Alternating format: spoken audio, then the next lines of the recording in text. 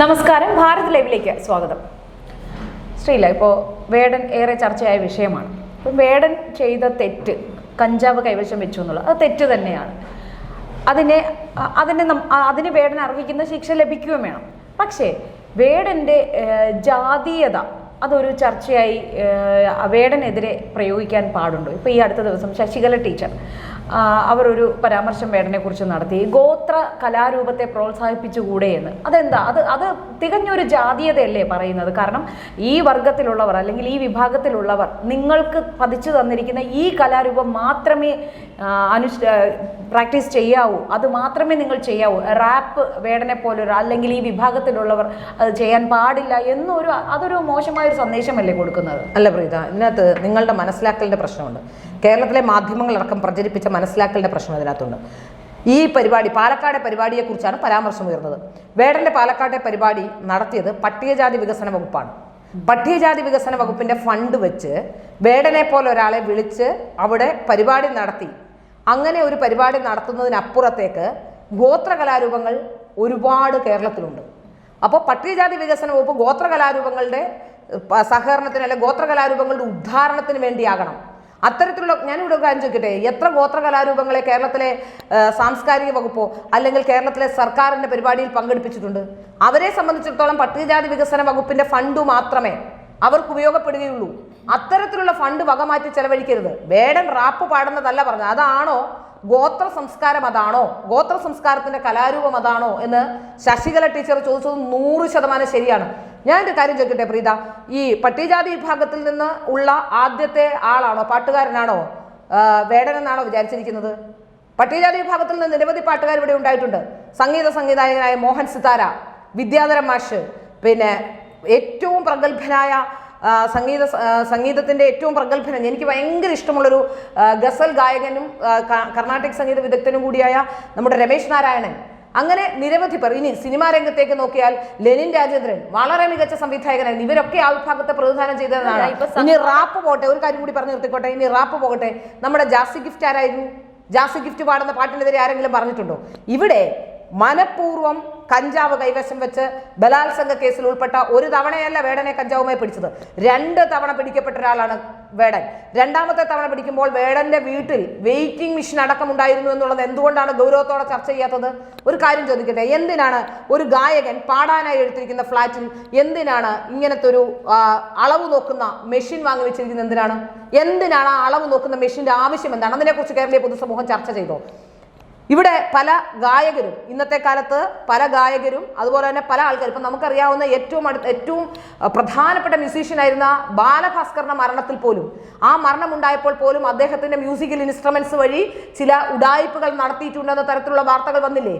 അപ്പോൾ അത് മനസ്സിലാക്കിയതിനെ തുടർന്ന് അദ്ദേഹം ഒരിക്കൽ ബാൻഡ് ഉപേക്ഷിക്കുന്നു എന്ന് പറഞ്ഞു എന്നാണ് ഞാൻ മനസ്സിലാക്കുന്നത്. അപ്പോൾ ഇത്തരത്തിൽ ഗായകരെ വെച്ചുകൊണ്ട് ഈ അടുത്ത കാലത്ത് തുണി എറിഞ്ഞു കളയുന്ന ഒരു ഗായിക, ആ ഗായികയുടെ ഭർത്താവിനെ മയക്കുമരുന്നുമായി പിടിച്ചു. അവരുടെ ഫ്ലാറ്റിലേക്ക് പാഴ്സൽ വന്നതാണ്. പക്ഷെ അയാളെ മാത്രമേ പിടിച്ചിട്ടുള്ളൂ, ഈ ഗായികയെ പിടിച്ചിട്ടില്ല. കാരണം ഗായിക ഇടതുപക്ഷത്തെ അനുകൂലിച്ച് പാടുന്ന ആളാണ്. ഇവിടെ മുമ്പോട്ട് വെക്കാൻ ഉദ്ദേശിക്കുന്ന വിഷയം എന്ന് പറയുന്നത്, ഈ പട്ടികജാതി വികസന വകുപ്പിന്റെ ഫണ്ട് കൊണ്ട് ആ കലാരൂപത്തെ, പട്ടികജാതി വികസന വകുപ്പിന്റെ ഫണ്ട് കൊണ്ട് ഗോത്ര കലാരൂപങ്ങളെ പ്രോത്സാഹിപ്പിക്കേണ്ടതിന് പകരം ഇവിടെ വേടനെ പോലെ ഒരാളെ വിളിച്ചു വരുത്തി ഇത്തരത്തിലുള്ള കൂത്ത് നടത്തിയോ എന്നുള്ളതാണ്. അത് തീർച്ചയായും ചോദ്യം ചെയ്യപ്പെടേണ്ട കാര്യമല്ലേ?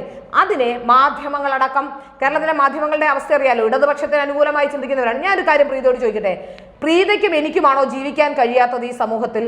അതോ ഏതെങ്കിലും പട്ടികജാതി വിഭാഗത്തിനാണോ ഇന്നത്തെ കാലത്ത്?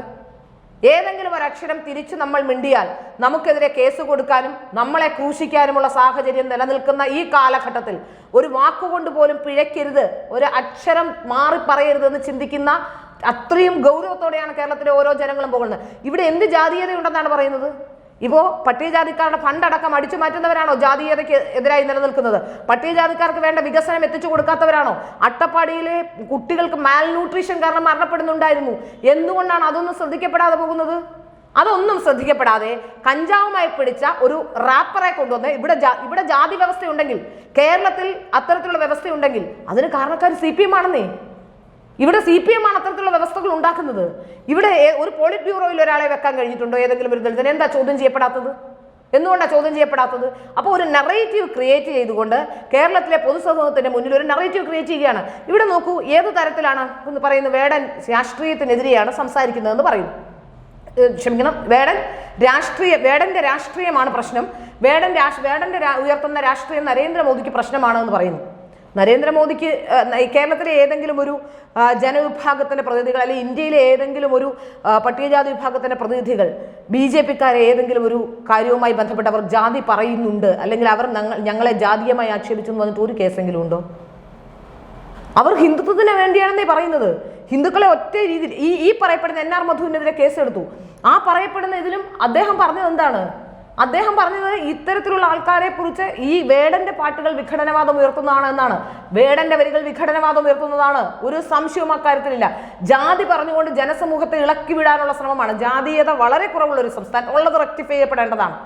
എന്തെങ്കിലും ഉണ്ടെങ്കിൽ അത് റെക്ടിഫൈ ചെയ്യപ്പെടേണ്ടത് തന്നെയാണ്. അക്കാര്യത്തിൽ എതിരഭിപ്രായം ആർക്കുമില്ല.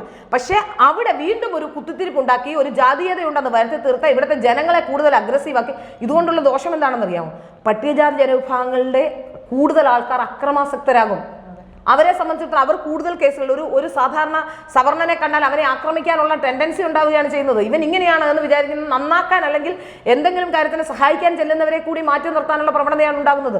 അവരുടെ ഡെവലപ്മെന്റ് ആണ് ഇല്ലാതാകുന്നത്. ഇപ്പൊ കഴിഞ്ഞ ദിവസം ഒരു വീഡിയോ പുറത്തു വന്നിട്ടുണ്ട്. വേടൻ എവിടെയോ ഇരുന്ന് മദ്യപിച്ചുകൊണ്ട് ഒരു കുടുംബ സദസ്സ് കുട്ടികളടക്കമുള്ളവർ നിൽക്കുന്നിടത്ത് മദ്യപിച്ചുകൊണ്ട് പാട്ട് പാടുന്നൊരു വീഡിയോ. ഞാനൊരു കാര്യം ചോദിക്കട്ടെ, ഈ വേടനെ മദ്യപാനിയും കഞ്ചാവുകാരനുമാക്കി മാറ്റുന്നത് ഈ സിസ്റ്റം അല്ലേ? ഇങ്ങനെയുള്ള ഒരാളെ കുറച്ചു നാൾ മാറ്റി നിർത്തിയാൽ വേടൻ അയാളുടെ തെറ്റ് തിരുത്തി തിരിച്ചു വരട്ടെ എന്ന് എന്താണ് ചിന്തിക്കാത്തത്? അപ്പോൾ അയാൾക്ക് കഞ്ചാവ് വെക്കുന്ന കുഴപ്പമില്ല, നിങ്ങൾ അനസ്യൂതം കഞ്ചാവ് അടിച്ചോളൂ, നിങ്ങൾക്ക് കള്ള് തരാൻ ഇവിടെ ആളുണ്ട്, നിങ്ങൾക്ക് വേദി തരാൻ ഇവിടെ ആളുണ്ടെന്ന് പറഞ്ഞു വെക്കുകയല്ലേ കഞ്ചാവ് അടിക്കുന്ന ഒരാളെ പ്രോത്സാഹിപ്പിക്കുന്നതിലൂടെ? അയാൾ ബലാത്സംഗം ചെയ്ത്, ഞാൻ ചോദിക്കട്ടെ, ദിലീപിനെ മാറ്റി നിർത്തിയിട്ടില്ലേ കേരളത്തിലെ പൊതുസമൂഹം? ഒരു കേസിൽ അകപ്പെട്ടു വന്നതിന്റെ പേരിൽ നിരവധി ഒന്നിലധികം സ്ത്രീകളാണ്, 3 ദിലീപിന് ആ കേസിൽ ഇനി അഥവാ ഇൻവോൾവ്മെന്റ് ഇല്ല എന്ന് തന്നെയാണ് എൻ്റെ വിശ്വാസം. ഇനി അഥവാ ഇൻവോൾവ്മെന്റ് ഉണ്ടെങ്കിൽ കൂടി ദിലീപ് നേരിട്ട് പങ്കെടുത്ത കൃത്യമല്ല അത്. ഇവിടെ നേരിട്ട് പങ്കെടുത്ത കൃത്യം, അത് ഒരു ദളിത് പെൺകുട്ടിയെ അടക്കം പീഡിപ്പിച്ച വിഷയം. പെൺകുട്ടികൾ വന്ന് പൊതുസമൂഹത്തിന് മുന്നിൽ പറഞ്ഞിട്ട് വീണ്ടും ആ റേപ്പറെ, ഞാൻ റാപ്പർ എന്നല്ല വന്ന് റേപ്പറെ ന്യായീകരിക്കുകയല്ലേ ചെയ്തുകൊണ്ടിരിക്കുന്നത്.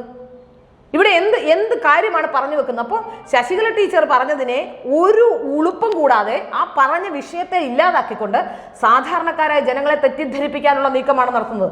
ഒരു കാരണവശാലും ഇത് അംഗീകരിക്കാൻ കഴിയില്ല. ശശികല ടീച്ചർ വളരെ സ്പെസിഫിക് ആയി പറഞ്ഞിട്ടുണ്ട്, പട്ടികജാതി വിഭാഗക്കാരുടെ ഫണ്ട് കൊണ്ടുള്ള പരിപാടിയിൽ തീർച്ചയായും അത്തരത്തിലുള്ള ഗോത്രകലാരൂപങ്ങളെയാണ് പ്രോത്സാഹിപ്പിക്കേണ്ടത്. അതിന് പകരം ഇത്തരത്തിലുള്ള പരിപാടികളല്ല എന്ന് അവർ കൃത്യമായി തന്നെ പറഞ്ഞു വെക്കുന്നുണ്ട്.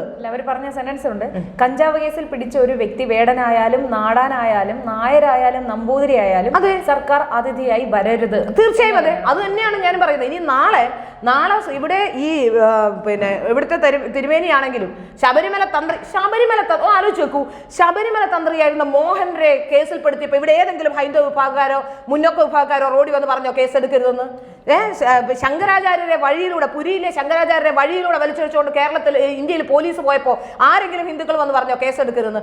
ക്രിമിനൽ ആക്ടിവിറ്റീസ് ചെയ്യുന്നവരെ ക്രിമിനലുകളായി തന്നെ കാണണം. അതിനെ ന്യായീകരിക്കുന്ന ഡിവൈഎഫ്ഐയുടെ നേതൃത്വത്തിൽ സകല ആശ്രമങ്ങളിൽ ആക്രമണം നടത്താനുള്ള ശ്രമങ്ങൾ നടന്നിട്ടുണ്ട്. അതെ, തീർച്ചയായും ഉണ്ട്. അപ്പൊ ഞാൻ ചോദിക്കട്ടെ, ഇപ്പോ ഈ അമൃതാനന്ദമയി മഠത്തിനെതിരെ കേസ് വന്നപ്പോൾ അമേരിക്കയിൽ പോയി ഇന്റർവ്യൂ എടുത്തില്ലേ ഇവിടെ? അപ്പൊ ഇതിൽ എന്താണ് പറഞ്ഞു വെക്കുന്നത്? സത്യത്തിൽ ഇവിടുത്തെ വേടനെ പോലുള്ളവരെ, വേടന്റെ വിഭാഗക്കാരെ, അത്തരത്തിലുള്ള ആൾക്കാരെ ഇല്ലാതാക്കാനുള്ള ശ്രമമാണ്. അത് വേടന്മാർക്ക് മനസ്സിലാവുന്നില്ല എന്നുള്ളതാണ്. കള്ളും കഞ്ചാവും ഒക്കെ അടുപ്പിച്ച് വീണ്ടും കള്ളും കഞ്ചാവിന്റെ ഉപഭോക്താക്കളാക്കി മാറ്റുന്നതിലൂടെ ഈ പട്ടികജാതി വിഭാഗങ്ങളുടെ അല്ലെങ്കിൽ ഇത്തരത്തിലുള്ളവരുടെ ഉന്നമനത്തെ തടയുകയാണ്. അത് അവരെ മാറ്റിയെടുക്കണം. അങ്ങനെ ഉണ്ടെങ്കിൽ തീർച്ചയായും അവരെ മാറ്റി സമൂഹത്തിന്റെ മുഖ്യധാരയിലേക്ക് കൊണ്ടുവരണമെന്നേ. ഈ അട്ടപ്പാടിയിലെ മധുവിന് ആഹാരം കിട്ടാതെ വന്നു. അന്ന് ആരെങ്കിലും ഉണ്ടായിരുന്നു? ഒരുത്തിന് ആഹാരം കൊടുക്കുന്നതും കള്ളു കൊടുക്കുന്നതും വ്യത്യാസം ഉണ്ടെന്നേ. ഞാൻ കോളേജിലൊക്കെ പഠിക്കുമ്പോൾ കോളേജിൽ പിള്ളേർ വന്നിട്ട് കള്ളു കുടിക്കാൻ പൈസ വയ്ക്കുമ്പോൾ ഞാൻ പറയും, എത്ര രൂപ മുടക്കിയാലും ഞാൻ ആഹാരം വാങ്ങിത്തരാം, കള്ളു കുടിക്കാൻ എൻ്റെ 5 പൈസ തരില്ല എന്ന് പറയുമായിരുന്നു. അപ്പോൾ കള്ളു കുടിക്കുന്ന ആഹാരം, ഒരുത്തിന് ആഹാരം കിട്ടാതെ മരിക്കുമ്പോൾ ഇല്ലാത്ത, 2 പെൺകുട്ടികൾ മരണപ്പെടുമ്പോഴില്ലാത്ത അതൊന്നും ആ കാലത്തൊന്നും കൊടുക്കേണ്ടാത്ത നീതി വേടന് മാത്രമായി പ്രത്യേകം കൊടുക്കുമ്പോഴാണ് ചർച്ച ചെയ്യപ്പെടുന്നത്. അതാണ് ചർച്ച ചെയ്യപ്പെടേണ്ടത്.